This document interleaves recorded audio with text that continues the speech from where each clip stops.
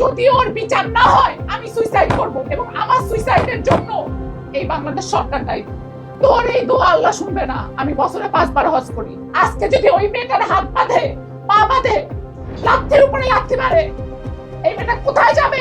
Model ও অভিনেত্রী স্নিগ্ধা চৌধুরীর অভিযোগ ঘিরে এখন আলোচনায় কয়েকটি পরিচিত নাম। এর মধ্যে রয়েছে আসিয়ান গ্রুপের চেয়ারম্যান নজরুল ইসলাম ভূঁইয়া, মডেল জেবা টাকিয়া ও ইমন। এই সামিয়া তো আমার বাসার দাসী হওয়ার যোগ্য না।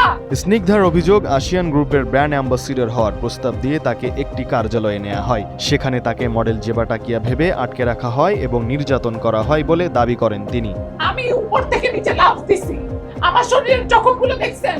তার আরও অভিযোগ, পুরো ঘটনার সময় ইমন সেখানে উপস্থিত ছিলেন। তাকে উদ্ধার না করে বরং জেবা টাকিয়া পরিচয় মেনে নিতে চাপ দেওয়া হয়। এরপরে প্রশ্ন উঠেছে, স্নিগ্ধা যে ইমনের কথা বলছেন তিনি কি সেই মডেল ও অভিনেতা ইমন, যার নাম 2021 সালে মাহিয়া মাহি ও ডাক্তার মুরাদ হাসানের আলোচিত ফোনালাপে সামনে এসেছিল?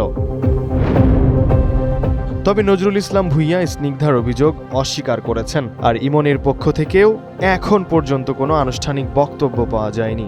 তাই এই ঘটনায় কার ভূমিকা কী ছিল সে উত্তর মিলবে তদন্ত ও আদালতের আইনি প্রক্রিয়া শেষ হওয়ার পরেই।